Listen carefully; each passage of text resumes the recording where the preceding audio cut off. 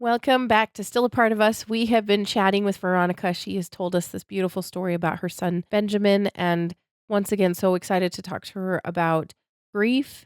I mean, that's a funny, funny way of putting it, getting excited about talking about grief. And it's just like, I guess so. But so pleased that you're here with us today. So thank you again, Veronika, for being with us today. Thank you for having me. For people that are just tuning in, Veronika, just like I said, talked about her son Benjamin on her birth episode of him. So please, I would love for you to check that out. But can you tell us in a nutshell what happened to Benjamin and about how long ago he was born at the time of this recording? Benjamin was born a little over than a year ago, and he was born at 40 weeks. He was stillborn, delivered via C-section. He had a single umbilical artery and no fluids at the time of his birth, but that was not linked to what have happened, so it wasn't conclusive. Yeah.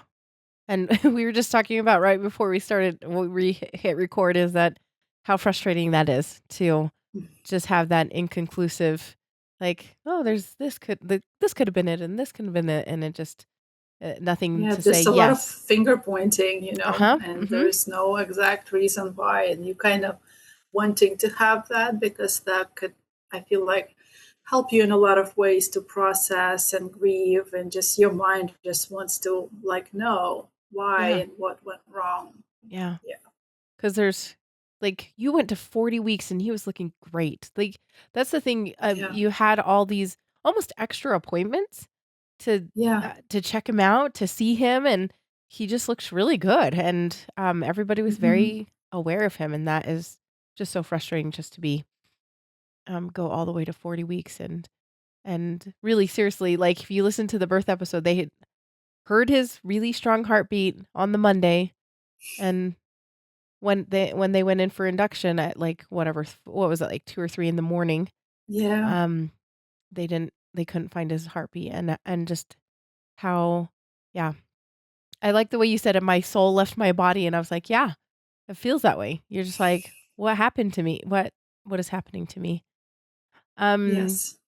Veronica, how has tell me how you would describe grief and the many faces of grief. Tell me how you would describe grief to somebody after having gone through this and are currently going through this. Right. Grief, I feel like it's different for people that like grieve their spouses or their grieve their grown children Yeah.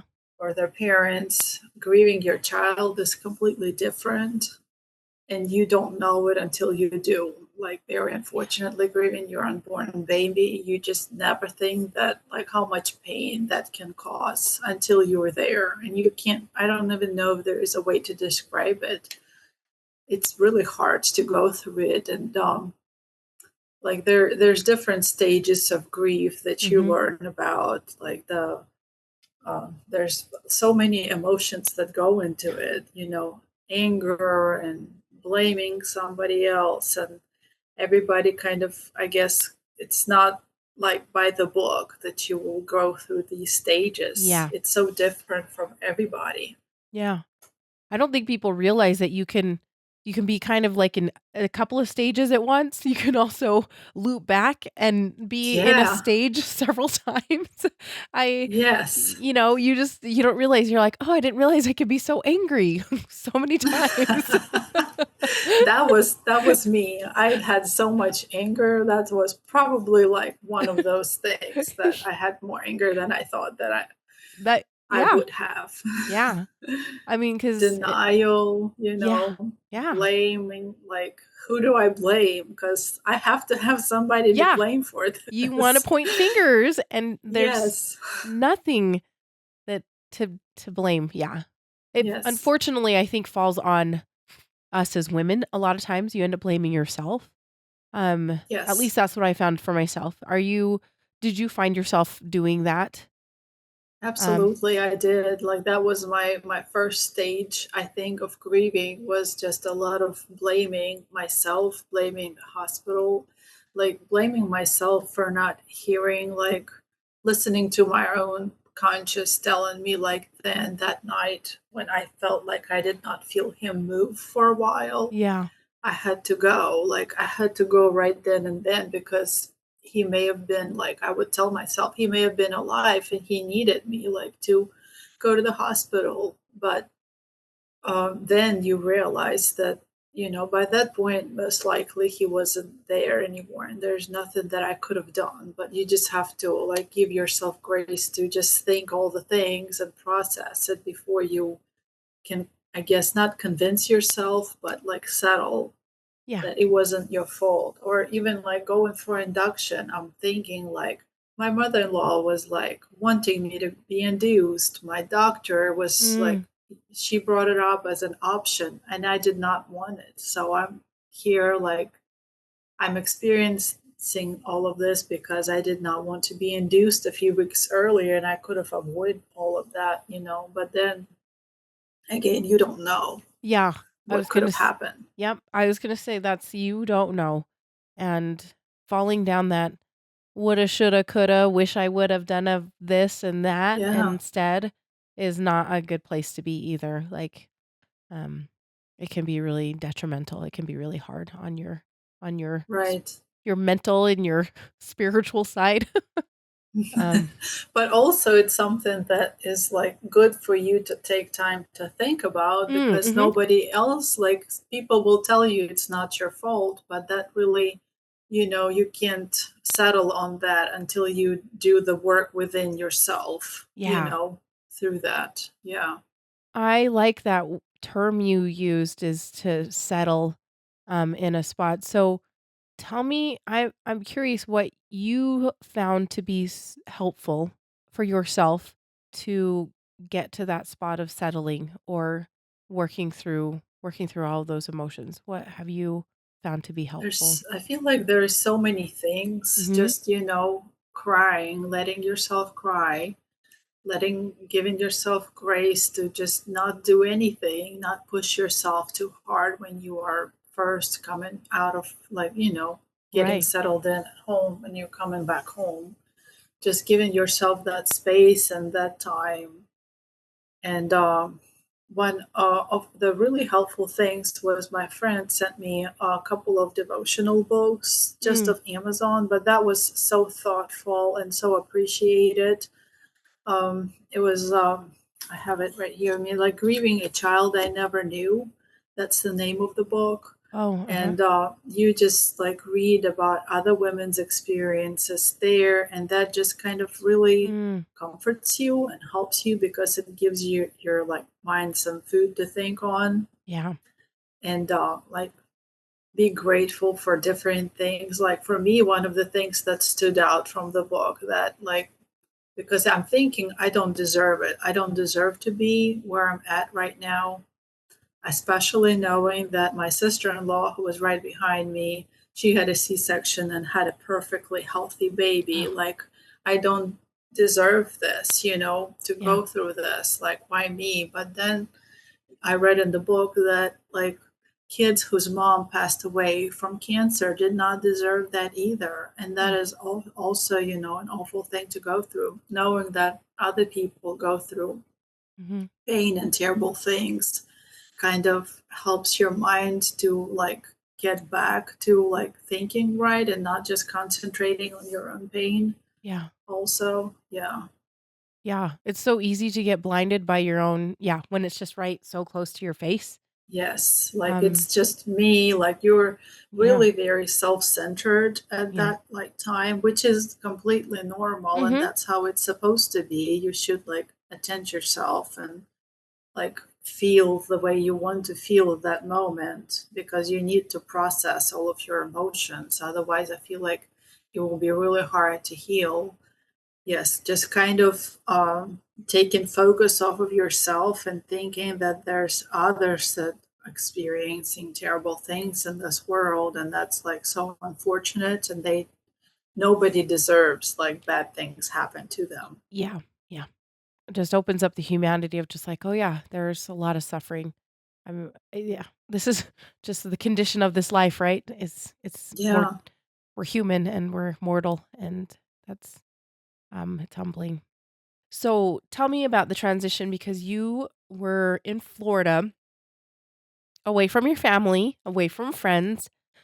You were there just to remodel an Airbnb essentially. Um, Right. so you had Benjamin, and were you down in Florida for a few more weeks? Or a few more months and then move back to North Carolina?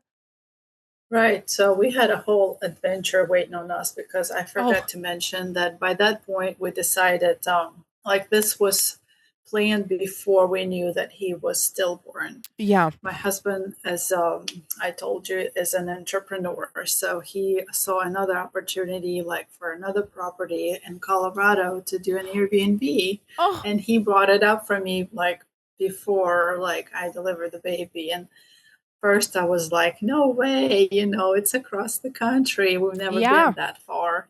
But then I thought, we're young. We always wanted to experiencing like living in different states and Mhm. see different things. And the kids are young. I homeschool. So, Yeah. why not? So we had a plan to go down there after that for another couple of months to get another project done before we were going to come back. So Yeah. I know it's like sounds so crazy, but we just went on with that. And so we had arrangements plans done to move to Colorado Springs Okay. uh, after that, a few months after that. But obviously things took a bit longer than Mhm. expected because were not prepared for what had happened.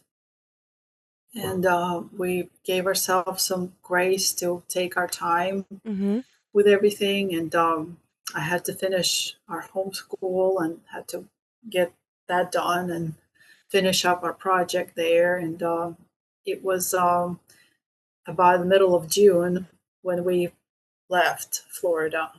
Okay. And then a few months in Colorado. Did you feel like that was a nice change of scenery? Like, do you think that change of scenery Yes, was helpful? it was so incredibly helpful. That was Oh, like the best thing that could have happened really? with everything because we were able to spend a lot of time outside Mhm. down there Mhm. and go on all the hikes and see all the gorgeous views, and having a project to get like to work on through the summer was Right. something that helped me good like be distracted and not Yeah. like be there on like crying the whole time. Yeah. And it was the best thing. I Yeah. just loved it. Being out there in the mountains was the most healing thing for me. It Oh, was like my safe space. huh. That is awesome. Yeah. I've heard a few people do that, something similar where they ended up going on a trip, a long trip, or they ended up moving because that was Hmm. the right thing and that change of scenery helped them kind of be able to heal a little bit more Yeah. completely or yeah, it just was interesting. So it's Yes. interesting that you were able to find some healing there too in the Right. mountains. And I don't even imagine, like, I know some people, most people have their baby and they have to come back home and that's where they live. Yeah. And for me, that, like, that place in Florida, that Airbnb, like, Yeah. is an extremely hard place to come back to because, Right. like, all of those walls hold on all of the memories and they're Yeah. just so hard mentally. Yeah. So I was very fortunate that it wasn't going to be the place where I have to live, Yeah. and I could be just taken out of there and put in Yeah. another environment. Yeah. That's so I'm so glad you brought that up. That's kind of a fun transition. Yeah. How have you and Scott how have you guys grieved and how have you supported each other in your grief through this last year? He It's hard to support each other because we both are grieving, Yeah. and like you can't fully be there for each other when you're both in it together Mhm. because he was like with me the whole time and experienced everything that I did other than like physical pain. Yeah. And so his process of grief was very different. I feel like he was pushing himself to be over faster than he could have. Mhm. So he kind of had to like slow down at some point, like and take a step back. And for me, I just as I said, I just took my time. Like this whole year was a roller coaster of emotions. It was Yeah. just, just when you think that you're finally standing solid on your 2 feet, some trigger comes up and you are right back there again, all Yeah. over. Yeah. Yeah. I think people don't realize that there's so many funny things that can be a trigger too. Like, Yes. you have no idea that there's, like, triggers everywhere. I feel like Everywhere so. you go, where Yeah, like places you don't expect exactly. anything. And it just takes you out by surprise, and unfortunately, you can't, like, guard against all of it 'cause it just comes up whenever. And Right. And you don't even know like that would be a trigger yes, until it is. yeah, and then you're like, "Oh, just kidding. I can't I can't be around that." Yeah. Yeah. I just wanted to also point out that your husband recorded an episode, or a couple of episodes with Scott already to tell his side of the story. I mean, not his side of the story, but he was very much a part of this, and he wanted to Right. share that too. So I also want to say that is a way of his. I suspect a way that he's able to grieve as well, to tell Benjamin's story from his point of Yes. view, and I think that's really neat that he was able to do that. So if you I get a was chance, really go listen. surprised. Really? That's great then, I guess. But yeah, Yeah. Lee said that they had a great conversation, and so if you get a chance to listen to that, I highly encourage that because we all grieve differently, and it's just fascinating to see the differences between the spouses and also, like, things that you remember and maybe don't remember just from different points of view. So, as your kids have gotten older, how have you guys do you talk to them about Benjamin, or do they remember what had happened to him? It's a daily thing for us. I Mm, wanted to include him like because he is a part of our family yeah. and at first my daughter didn't talk about him for a while, but then she told me that she didn't want to make me sad and remind me, and I Yeah. had to like explain to her, you're not going to remind me because I think of him every single day. Yep. Like I'm already sad. Sometimes I get more emotional than other times, but they bring him up once in a while. My son will tell me he had a dream about him, or he's sad that he doesn't have like his brother because he was really looking forward to being a big brother. Yeah. So yeah, it's just special that they are not like afraid to talk about it, that Yeah. he is a part of our life, and I hope that it stays that way, for the Yeah. rest of their life. Yeah. Yep, like you said, he's part of your family, and they're older brothers and older sisters to him, and he just is Hmm. not here with them. Right. Um So I wanted to ask you some of the things that people did or say that or said that were helpful in this process. Or I know you mentioned a lot about how kind your church community was and took care of you outside. I mean, because you guys were out in a place that you were not very familiar with, right? You were Hmm. living in Florida for 6-ish months or so.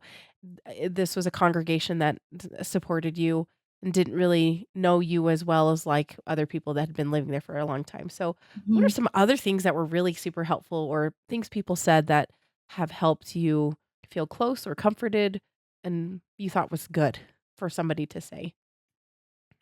Just people opening up to you and telling you about like their similar Mm, experiences, like people that I had no idea that have gone through like a child loss. Like, and yeah, I feel like at other circumstances, they would never open up that. Like, my own grandmother told me that she lost a baby, like, it was not as far along, but she was like 4 months in. And I yeah, would never known, people don't share things like that usually. So yeah, it was nice to hear other people's story, just to know that somebody like can relate to you, mhm, and yeah, somebody somewhere knows what you're going through. And the podcast, finding this podcast has been really helpful. Like I would listen in the evening, and it was just like, I hate to say comforting knowing like somebody else goes through it, but it it is. is. It's the weirdest thing where you're just like, "This can't be like, great," but it's so comforting, like Yeah. just even You're talking just to you crying today. along with other women, like, she Mhm. knows how I feel. Yeah. Yeah. That it sucks and it hurts and Yes. all the things. Yeah. That is huge to I remember one of the first people that came up and told me that they had lost a baby and she was like 75. She's like, I lost a baby and I couldn't talk about it. Especially back in the day. And so Yeah. it was nice to kind of sit and chat with her and also kind of cry about our kids, it was Mhm. very weirdly like, there was a 40-year age gap, but it was weirdly comforting to sit with her and talk about that. Yes. So, Absolutely. I had another woman in church share her story, and she was like, was very open with me, and we were never close before. But yeah. like when we went back there and she saw me, she gave me like the biggest hug, and it just felt, so good that Yeah. somebody has gone through it, and somebody knows how you feel, and somebody like even my like faith, like because my faith was shaking from this, and I Yeah. had to find my path back to the Lord and things like that. So just seeing that somebody did and you can do it too, Yeah. like, was helpful. Yeah. Somebody that kind of has been through it before and has not necessarily forged a path, but somebody that, yeah, is a little farther ahead of you. That is so nice to be able to Yes. put your eyes on them and like, okay, they made it through. I can do this. Um, Yes. yeah. Which doesn't feel like you can when you are right there and Uh-huh. then you feel like that's, impossible. Like, how am I going to get through this? That Yeah. first year is just so hard. Yeah. Yes, it is extremely hard. Were there any things that people said or did that were not as helpful during the grief process? This is Oh, not to call anybody out, but just more to like right. bring some awareness of things that maybe are not the best to say at a certain time. Yeah, I would love to hear anything that you'd like to share. Right. Like, not a lot of that, but when people tell you, like, from your church family, like, this was the Lord's will and everything, works out, like, that's not what you want to hear at that moment. Like, you need to find that out for yourself and not Yeah, somebody telling you that from the outside, yeah, or somebody who's never gone through it trying to encourage you, like, or somebody like when you're grieving. I remember me, like, we did not have a lot of family support, unfortunately, through the grieving process, and my mm, only outlet was like posting like monthly or like things like the reminder or whatever, like on Facebook, trying to like get like somebody to remember yeah, him, I guess, Benjamin, and just trying to get some support from that because we didn't have really anybody who would check on us regularly other than oh, one of my friends that was almost like family, but that was it. So just like having, if you are a family member, like people sometimes are afraid to say something, like you will yeah, not remind any, like you will not remind that mother that she lost her baby. yeah. Like she will She, remember that every yep, day for the rest of her mm-hmm, life. And yep, saying like anything is better than saying nothing at all. yeah, It's just when people avoid it, ignore it, they don't know what to say or afraid to say the wrong thing. That's the most hurtful thing I yeah, found for myself, because you feel very, very isolated, yeah, very lonely, and forgotten, and your child is forgotten along with you. yeah.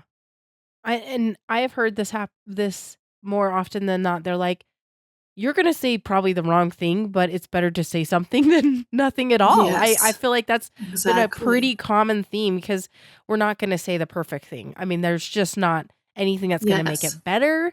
You don't need to encourage somebody to, like, get over it. It's just it's okay to be sad with them. It's okay to mourn with them. exactly. Or Yeah. just ask them how they're doing. Like, how are Yeah. you feeling? Yeah. It's not that much to ask just to check on somebody. And that is like just so comforting at that moment to know that somebody cares, and that's Yeah. all you need. Like, you don't need encouragement. Nothing can encourage you, as you said, Yeah. because that's a terrible thing to go through for any human. Yeah. Yep. Yeah. I liked when you said that, you're like, "They were trying to encourage me," and I was like, "You're right, that does not feel great when you're trying to just be sad." "Don't Yeah, encourage like, me at yeah, this I time." will be sad and I will cry and like, and I'm Yeah, sorry if it makes somebody uncomfortable, but yeah, there's no other way around it, especially when it was like so raw and I yeah, would just, cry bad every time when yeah, somebody would approach me. But it doesn't mean that, you reminded me of that. It's just really, a tender subject, and I really appreciate everybody who did. My own mother, unfortunately, like when I would post things on Facebook and she would text me and say, "You got to get over it." Like people that have never experienced this cannot tell you how to yeah, grieve in the right way. That yeah. is like completely wrong. Yeah. I also think that it's interesting because I do think that sometimes different cultures and different generations also have a very Mhm. different point of view about talking about stillbirth or talking about child loss because that was something that they were not encouraged to talk about sometimes in the past. So they're like, Right. get over it. I mean, that's what I was told to do. Or like, that was just kind of the attitude. And so sometimes I think Yeah. they are just saying something that they were told years ago and Mhm. they just don't, quite understand That's because they how have they never were brought experienced. up, Yeah, and that sometimes is really insensitive, but, yeah. Oh, yeah, yeah. But it is what it is, and it's always like, it yeah. You're like, exactly. "Okay, there you go." Um, Yeah. yeah, it's tricky. It's really tricky. I did wanna ask one question. I actually had a friend of mine ask this question recently, and she said, "Do you ever talk about when the mom's milk comes in?" She's a nurse. She's a labor and delivery nurse, and Yeah. she, says, "Do you ever talk about that?" And I was like, "We do sometimes." And I think, a lot of times women, we don't talk about that enough, especially on this show, honestly, because it's something Right. that shows up 3 days later, right? Um Yes. and you don't have a baby to feed. Can you tell us what happened? I mean, how you approach that, whether you tried to suppress your milk or were you expressing milk or pumping? What did you do for that? Because that is something that I was like, I should ask people that because that is something that is Yes. a very painful reminder, can be a very painful reminder. So, Exactly. so what That did you? was a very painful Yeah, reminder, and it's like for, several weeks. yeah, And fortunately, my doctor told me like kind of what to do to get rid of the milk as fast as possible uh because huh, if you trying to pump, it's just gonna cause your body to produce more more milk, milk. Yeah, and like that's not what you want. So she said Benadryl, taking mm-hmm. Benadryl twice a day will dry Yeah, you out, and cabbage leaves. and Like I cabbage smelled leaves. so bad. I did that too, and I was like, "This is the weirdest thing that I'm doing, but Right? it worked." Yes, like cold cabbage leaves, like It felt straight good. from the freezer. Yeah, I know that sounds And really you just weird. smell so bad. You smell like cabbage. It's wonderful. Yeah.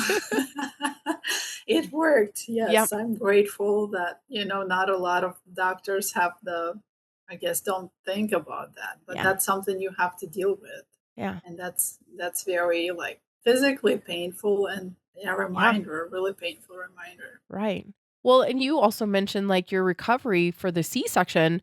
I mean, you were not really Mhm. super warned about the kind of the cons, the things that you would have to go through after your Yeah. C-section, because that's not you as it's major surgery, and that requires time for healing, and, Mhm. um, you have 2 little kids that were at home, and so I just can imagine that was also really, really difficult to finally get to a place where you're feeling, It was. better.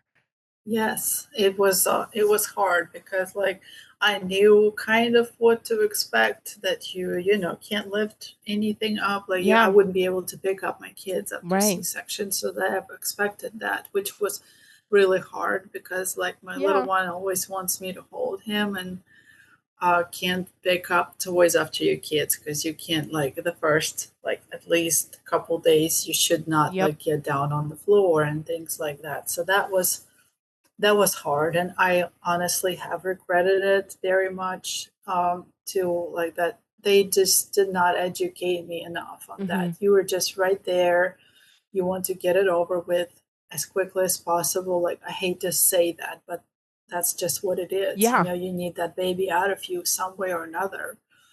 And they should tell you, like, even though this might be painful and take longer, your recovery will be so much easier Yeah. after that. Like in Yeah. C-section, your body is, I don't know how like everybody else's experience has been, but like your stomach is not gonna look the same. No. Like after C-section, like, No. and I don't like, that's really frustrating. Like you're trying to get your body back to Yeah. normal, and it's that scar is just going to remind you Yeah. for the rest of your life. And that's also one of those things that you wish you thought of Yeah. then. But once again, you just when you're in the thick of it, when you're given all the things, you just you unfortunately, we can't go back on those things, so Right. frustrating. Super frustrating. Veronica, this has been a great conversation about grief and how it's looked. I did want to finish up with one last question regarding how you celebrated Benjamin's birthday, or what that looks like in order to give other people ideas on what they could maybe do if they were needing to celebrate a birthday, because I think those are really special. Right. So, did you guys do anything different, or yeah, anything special that day? We definitely wanted to celebrate his birthday. Mm-hmm. It will always be like a painful but a special day in Yeah. our life. It was May 3rd when he was stillborn. So I was kind of thinking about it a few months ago as it was approaching. And one, like my friend gave me a couple of ideas, a balloon release and Mhm. just a dinner with the family. That's just kind of what we Yeah. did to spend the day with the family. I Yeah. think we did end up going to see a movie that morning, had early dinner, and we did release of the balloons with the Yeah. kids. Everybody got to pick out the balloon for Benjamin, Mhm. and we just went in our backyard, said a prayer, let go of the balloons, and watched them fly in the sky. Yeah. That's sweet. It just sounds like a really Yeah. nice, relaxed and calm day, and that sometimes is the hmm best, I think. It was very emotional. Like, surprisingly, again, you've gone all year and it was a roller coaster, but you had some better days than others. Yeah. But something about that, I think, first year anniversary, obviously, I haven't gone through like other, but it was just really hard to like realize that a year has gone by without your son. Like, Yeah. that was really hard emotionally. It just took me a lot of tears to get through that day. Yeah. Yeah. Yep. And that is something that we all those birthdays, man, they are hard. And the holidays, I don't know if that's how you Yes. felt, but, like, gosh, That was Christmas bad. was bad. Easter was bad for a few years. I just it can be Yes, really for difficult, so sure. Christmas was the hardest for me. Like, I did yeah. not want to family picture taking. I did not want to listen to Christmas Yeah. music. I just, didn't want to do anything. We did like decorate a Christmas tree for the kids and things, but I just was this first Christmas, I didn't want to do Yeah. anything. Yeah. I Because it felt just like you'd miss out on that, yeah. and that wasn't fair. Yeah. Yeah. There's that there really is that just that, like, I'm gonna miss out on all of these Christmases and all of these birthdays, and it hmm just is it really feels so, so sad. Yeah, during the holidays, so Veronica, thank you so much again for your time with us. I wanted to ask you if you had any last little bit of advice before we closed up today for anybody that might be going through this, or somebody that might be helping somebody going through this.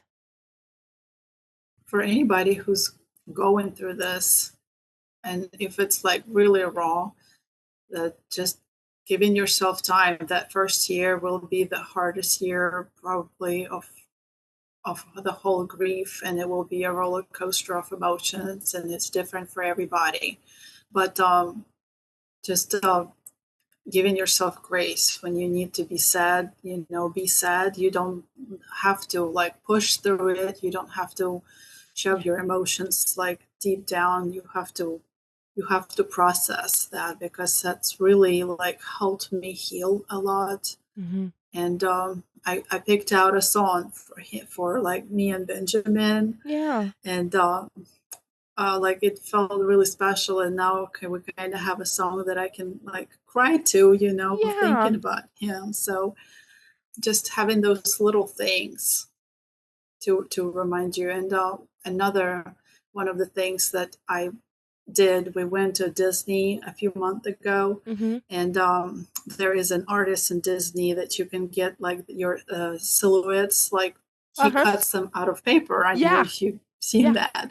So I asked him if he could do one from the ultrasound photo Oh, for like Benjamin. So I got my kids done, and he got like Benjamin done there along with them, and I that framed it and put it in my bedroom. And that's like also, it just feels like he's included in the family, yes. you know? Yeah. You would have gotten that for him if he was there. I mean, I just think that is so Yes. sweet. Um, Yeah.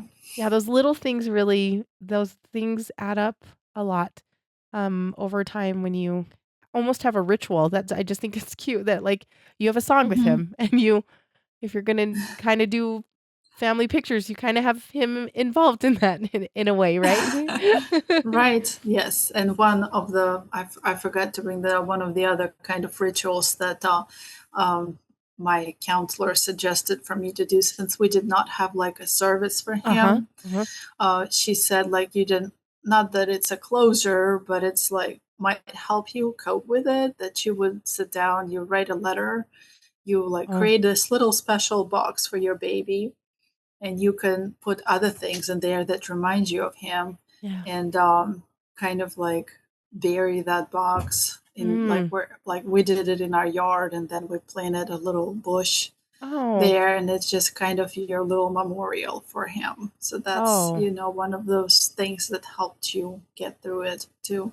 That is beautiful. Like, I love that idea just because, some people don't feel like a memorial or a funeral is, like, the right thing, especially kind of right after. Like, people are they feel kind Yes. of rushed but that sounds like you guys were able to take your time and really think through that Hmm. and do something very special for him. And the whole family like was involved. My husband Yeah. wrote a letter, and he cried, so he just let those emotions out as he was writing a letter. My daughter wanted to like draw a picture, write a letter, and we Yeah. just kind of, put it all in the box. We put it in the ground, we cried, and it's our little spot for him there. That's wonderful. Beautiful, Hmm. beautiful. What a fun, a neat ritual that you got to do as a family. Hmm. Veronica, once again, thank you again. It has been a pleasure to know you and to get to know you and to feel like we're in this together, to be part of this community together. So thank you again for reaching out to us and being so willing to share your heart and your advice because that was very helpful today. Super, super helpful for me. Thank you so much. It was a pleasure talking with you, and getting to know like that you're not alone. Yeah. That's just so special. Yeah. That exactly. But thank you again.